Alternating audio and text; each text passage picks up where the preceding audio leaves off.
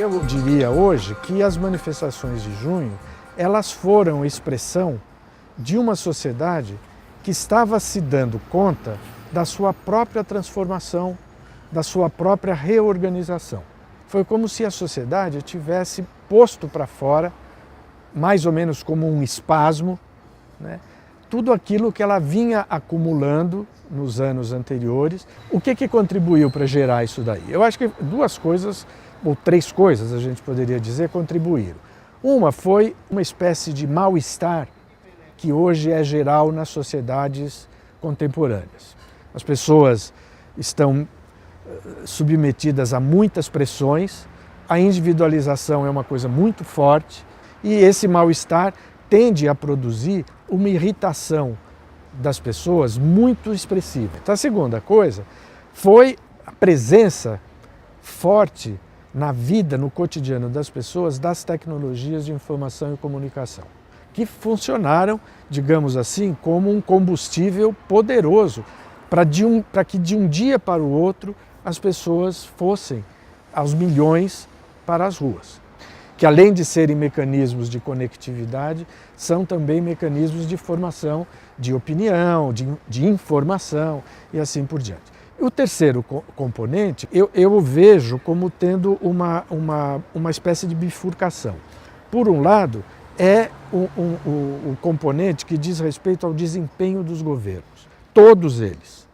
E aí poderia se incluir governos e partidos políticos. O outro componente foi o uso desproporcional e meio caótico da força repressiva da polícia. Eu acho que junho de 2013 também significou a afirmação de um desejo de se fazer política de uma outra maneira. Porém, ela não acumulou oxigênio suficiente para se fixar como um ator definitivo, estável, permanente da política brasileira.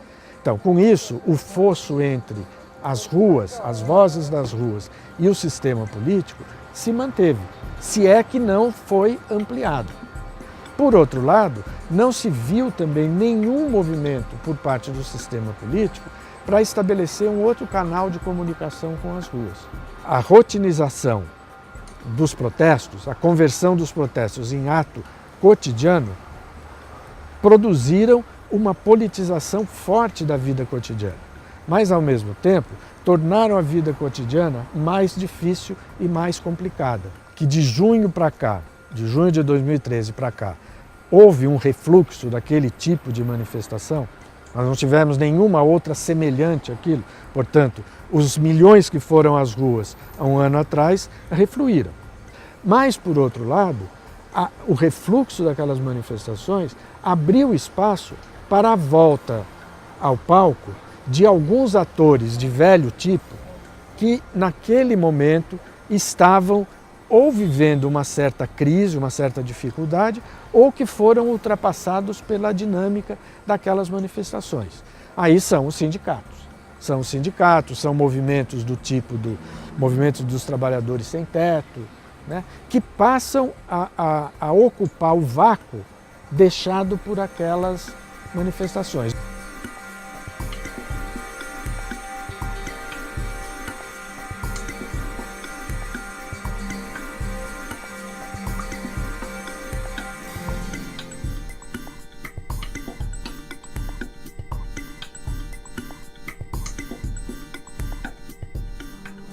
E eu acho que uma conexão possível entre aquele padrão de manifestações e junho e 2014, eleições de 2014, é a que explora o modo como o debate público se fez a partir daquilo lá.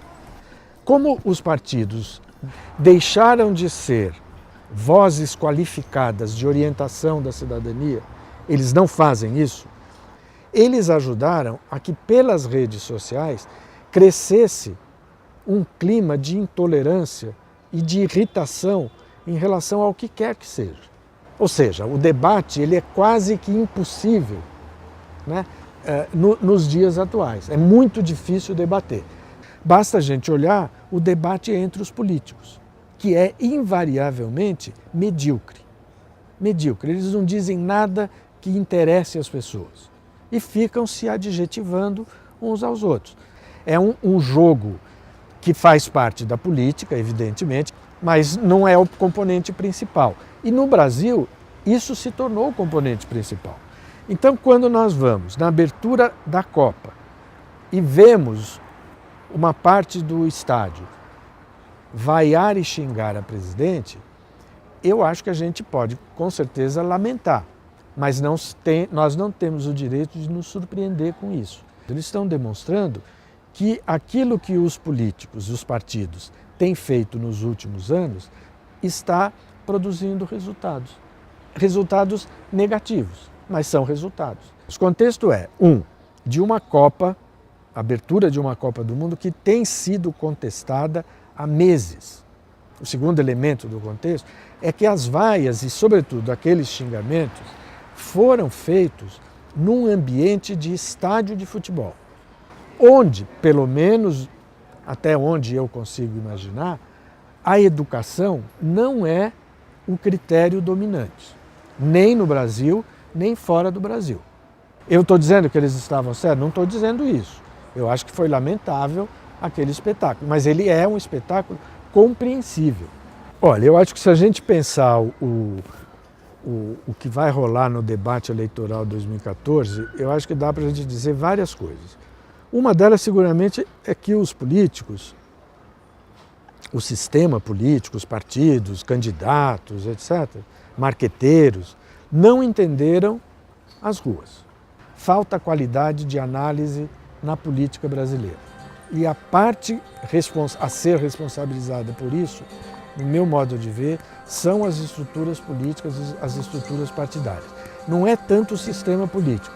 Por isso que eu desconfio muito da ideia de que nós precisamos de uma reforma política.